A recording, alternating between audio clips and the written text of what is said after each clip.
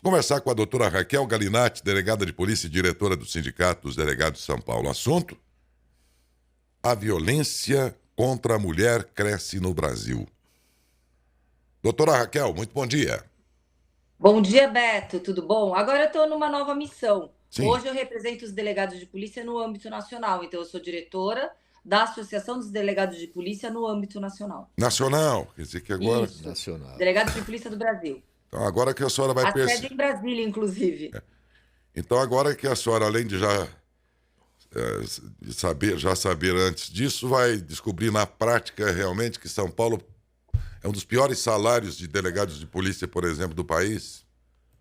Nós temos avaliado um ranking quando o presidente do Sindicato do Delegado do Estado de São Paulo, por 2 mandatos, avaliamos o ranking, quase que anualmente fazíamos esse comparativo. Em Brasília, como diretora da DEPOL do Brasil, além do ranking salarial, tem outros comparativos que também fazemos, como o déficit de policiais, a falta de estrutura, o índice de resolutividade ali das investigações. Então, são vários paralelos que a gente tem feito e, infelizmente, o que podemos avaliar é que essa falta de estrutura ela é generalizada para todas as polícias que permeiam todos os estados, infelizmente, e a principal prejudicada é a sociedade e a população. Ah, os governos tucanos até aqui não eram muito dados aí a considerar a questão da segurança pública. Parecia não ser exatamente. No discurso, sim, né? O discurso sempre era bom, de campanha, na prática, depois, a segurança pública não era a prioridade daqueles governos, não. Agora, pelo menos nesses primeiros meses, algum sinal aí do governador atual de que vai cuidar melhor disso. A senhora concorda ou não? Concordo, foi realmente um grande desafio herdado. O atual governo herdou um sucateamento que permeia o estado de São Paulo por mais de 30 anos.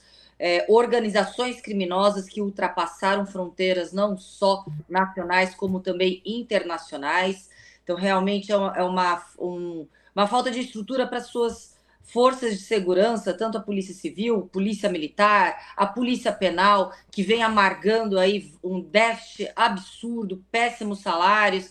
Tivemos contemplados recentemente um aumento que realmente não impacta de forma orçamentária, mas já é sim um sinal extremamente positivo de um avanço para realmente permear nessa toada de estruturar a segurança pública. Porém, a Polícia Penal não foi contemplada.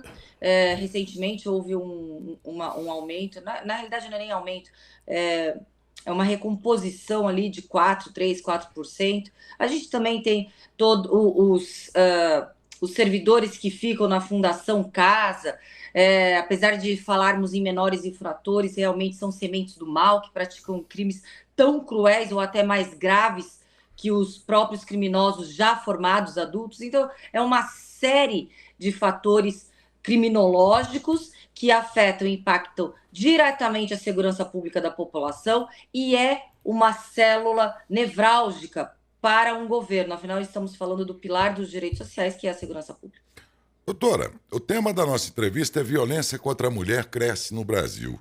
Eu fico aqui a pensar, a violência cresceu mesmo nos últimos anos ou, com o advento de novas leis preocupadas desta vez com a integridade da mulher, agora é que dá para perceber os números que sempre existiram?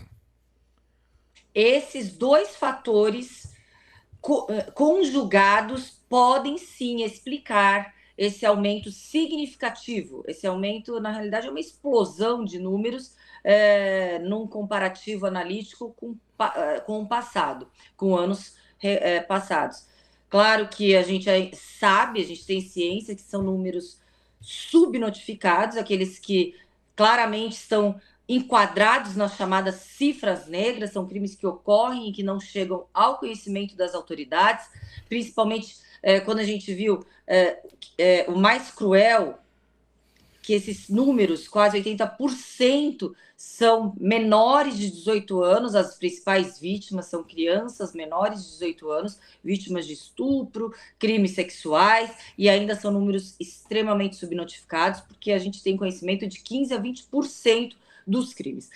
Quando a gente fala numa gama de atendimento público, saúde, educação, muitas vezes a gente consegue ter acesso relatados pela rede pública de amparo, de saúde e educação. Mas quando a gente fala em ambientes privados, ainda o número de subnotificação é muito maior. Quando a gente fala em hospitais particulares, escolas particulares, que não relatam imediatamente esses fatos até a delegacia. Tem também o fator que no período da pandemia, que para se proteger de um vírus que poderia ser mortal, outra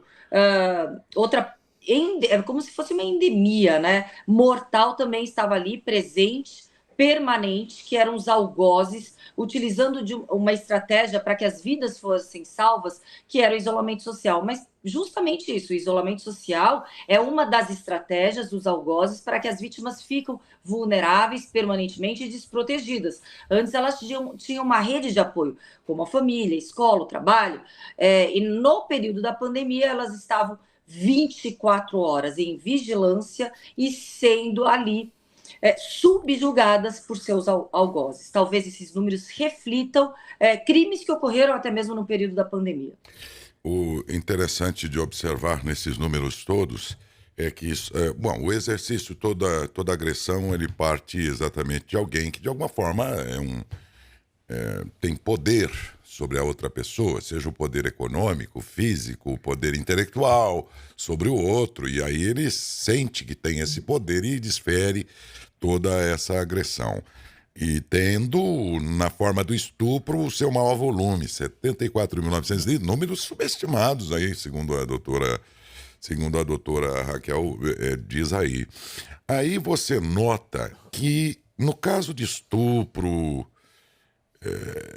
enfim, que é o maior volume mesmo aqui, e mesmo quando se trata de agressão entre os cônjuges, por exemplo, nós vamos vendo que essa violência está desencadeada dentro, quase sempre, de um ambiente familiar, doutora. É muito triste a gente perceber essa situação. Em torno de 85% dos agressores sexuais são conhecidos das vítimas. Conhecidos num contexto realmente privado, num contexto, por exemplo, sendo um familiar, sendo um amigo, fazendo parte do entorno e do círculo social familiar dessa vítima. Muitas vezes nós estamos falando de pais, padrastos, tios, avós. É muito triste e cruel sabermos que os criminosos sexuais fazem parte da vida dessa pessoa. Doutora, bom Claro dia. que torna, Beto, um fator também complicador, mais um fator que complica e que inibe essas denúncias. Quando a gente fala já que vítimas de crimes sexuais são estigmatizadas, vítimas de crimes sexuais já são questionadas, suas palavras já são colocadas em dúvida. Tem essa pecha, esse estigma, esse estereótipo de querer nortear vítimas de crimes sexuais partindo do pressuposto que ela deveria, sim, ter palavras sendo confirmadas e de diversas formas e nuances. E outro complicador é que esses criminosos fazem parte de um contexto familiar ou social da própria vítima. Doutora, bom dia. A senhora estava falando com o Daércio Neto, agora é Beto Garcia. Bom dia, doutora. Ai, desculpa, Daércio, eu estava o tempo todo falando com o Daércio. Sem Oi, problema. Beto, satisfação. Doutora, eu faço a área policial aqui em Matão, onde a violência contra a mulher acontece como em qualquer outro lugar. Eu acabei, logo no início do programa, vi uma ocorrência feita pela Polícia Militar aqui, registrada também na Polícia Civil. A mulher deu entrada no pronto-socorro, bastante ferida, e disse que não conhecia o agressor. Pouco depois, o pai desta mulher chegou e disse não.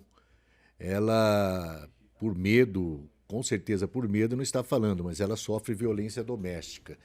Isso acontece muito, né, doutora? A mulher se sente desprotegida, na maioria, muitas vezes desprotegida, depois do fato ocorrido, né? Isso acontece mais do que se imagina, né, doutora? Com certeza, é muito comum ter esse tipo de realidade em que vítimas elas se sentem realmente subjugadas pelos agressores, pelos algozes, que têm sim, como o Darcio estava falando, um poder muito grande ali de domínio da própria vítima, e é uma particularidade. Infelizmente, é um complicador quando falamos em crimes sexuais e crimes que estão num contexto doméstico e familiar, não somente mulheres, crianças, idosos, deficientes, e que ali a vulnerabilidade ela está muito mais aberta. Doutora, abordar o assunto sobre aspecto legal, né? A senhora lançou um livro há pouco, acho que em maio desse ano, se não me falha a memória, com mais 26 especialistas aí que participaram. O livro é Políticas Públicas e Inovações Legislativas. O que falta, na sua opinião, em relação à proteção à mulher que passa por isso, que passa por essa violência, seja ela física, seja ela psicológica? O que falta ainda em nossa legislação? Porque a Lei Maria da Penha ela é dura contra agressores, mas parece que não está botando medo, não. É a cadeia do Brasil que não bota medo nesses homens, doutora? Sim, a respeito do livro, inclusive eu enviei um convite para você, Beto. Sim. É uma obra que foi organizada justamente pela minha atual função, e ser diretora da Associação dos Delegados de Polícia do Brasil faz com que eu tenha um contato direto com os parlamentares no âmbito federal, sendo assim, são eles que são os que propõem projetos de lei, são os responsáveis por inovações legislativas, mas nada adianta termos leis se não tivermos políticas públicas que acompanhem essas leis para sim elas serem eficazes. Então, eu convidei delegadas de polícia do Brasil todo, tem também uma desembargadora, tem uma promotora de justiça, advogadas, inclusive uma colega do Estado de São Paulo, médica legista. E nisso, através do nosso olhar empírico, na atuação no combate à violência contra a mulher, esse livro é especificamente em políticas públicas e inovações legislativas na proteção da mulher que é vítima de violência. Nós fizemos um compilado e entregamos assim para os principais gestores públicos responsáveis pelos executivos, para que eles possam se inspirar através de propostas e sugestões que não abalam e nem têm impacto orçamentário, mas basta sim uma vontade política para querer resolver o problema. Quais são as principais carências? Primeiro, a gente tem medidas protetivas de urgência que podem até proteger se tiver essa fiscalização. Não temos o policiamento, no caso, o braço do Estado, para continuar fiscalizando se realmente aquele agressor vai cumprir essa medida protetiva. Quando falamos em tornozeleiras eletrônicas, elas funcionam de forma assim seletiva, porque temos muito mais vítimas por dia do que propriamente as tornozeleiras eletrônicas tornozeleiras ou qualquer outro dispositivo eletrônico distribuídos aos criminosos. E tem alguns outros complicadores, né? Quando a gente fala em monitoramento, não podemos colocar a vítima também como corresponsável para monitorar o seu algoz. Quando a gente fala em dispositivos eletrônicos, ele deve apitar de acordo com determinada proibição legal. Então, necessariamente será a vítima. Então, a vítima também ficará sendo monitorada 24 horas. Então, várias medidas estão sendo colocadas, mas de forma eficaz nenhuma, porque até então nada foi conversado de forma mais aprofundada. A gente percebe iniciativas que começam de forma superficial, são anunciadas como políticas públicas, mas não estamos, sim, solucionando a raiz do problema. Não queremos salvar uma vida, queremos, sim, salvar uma vida, mas que antes tenhamos outras vidas protegidas que não estejam nessa situação de terem que ser salvas ou muitas vezes figurarem como mais uma estatística de feminicídio. Infelizmente, nós lidamos hoje, né, com pré-julgamentos, né, quando a pessoa é pré-julgada. Conheço várias mulheres que já tive a oportunidade de conversar após ter sofrido violência doméstica, que hoje estão com seus agressores. não são poucas, e essas mulheres são julgadas. Mas dificilmente a pessoa que julga, doutora, vai estar na pele dessa mulher para saber qual foi o motivo que ela fez isso, né? Qual o motivo que leva a mulher a estar, muitas vezes, ao lado do seu agressor. E essas políticas públicas têm que trabalhar isso, né? Dar esse apoio à mulher para que ela não precise fazer isso, né, doutora? No caso, sim, são políticas públicas, principalmente de um trabalho de assistência social, de psicólogas e de proporcionar. Temos aluguéis sociais que foram ali anunciados amplamente em alguns estados, aqui no estado de São Paulo, no município. Temos também outras políticas, como as casas de abrigo, de assistência, que possam também estruturar e receber essas mulheres em um primeiro momento. Temos que ter possibilidade de reinserir essa mulher, principalmente no mercado de trabalho. Porque quando falamos em se libertar do seu algoz, principalmente essa libertação deve passar no espectro econômico financeiro de autossubsistência, de independência financeira. Muitas mulheres, elas são tolhidas na sua independência financeira para que elas fiquem ali cada vez mais vulneráveis e presas aos seus agressores. E um grande desafio que temos justamente para poder salvar essas vítimas de violência doméstica e familiar num contexto sentimental, quando falamos em homens e mulheres, mulheres vítimas e homens algozes, o contrário também existe, mas não é a temática hoje de nossa conversa. Quando essas mulheres estão ali, o mais difícil e desafiador para que a gente possa resgatar essa vítima é, em primeiro lugar, que essa vítima se visualize e enxergue que é vítima e não normalize ou romantize os atos de violência, porque muitas vezes a gente percebe, sim, atos criminosos sendo romantizados, ora por um excesso de proteção, ora porque é o próprio padrão de comportamento, ele é assim mesmo, por isso que ele me esbofetou. Então, são falas em que a gente percebe já, através desse comportamento maniqueísta desse criminoso, a lavagem cerebral já contaminou essas próprias vítimas, Sim, que sem não se dúvida. visualizam vítimas. Sem dúvida, sem dúvida. Bem, doutora Raquel, eu queria parabenizá-la pelo lançamento desse livro, junto aí com 26 profissionais, né? Li algumas partes do livro aqui que tive acesso, muito bom mesmo, e fala abertamente e discute abertamente esse assunto, e é o que deve acontecer, esse assunto. Ele é bastante discutido até, né, Darcy, inclusive pela imprensa, mas falta, como está dizendo o livro aqui, doutora, políticas públicas, né, mais enérgicas. Agora, também convenhamos, né, doutora? A gente fala dos tempos modernos e quase sempre, ao comentar os tempos modernos, a gente volta lá ao passado e é muito comum ouvir no meu tempo, não sei o quê, no meu... que eu acho uma tolice, cada tempo é seu tempo e acabou, né? E tal. Mas eu estava vendo aqui, por exemplo, a questão do meio ambiente. Nunca se, ainda que os recursos não sejam suficientes, mas nunca se investiu tanto, nunca se legislou tanto em favor do meio ambiente como agora. E aí vamos para a causa das mulheres, dos negros, das pessoas do movimento LGBT e tal.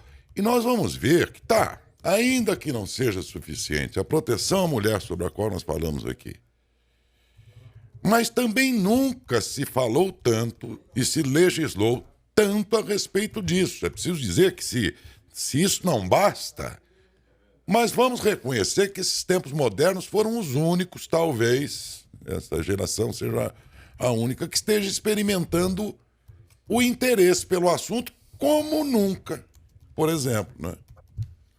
Daércio, perfeito.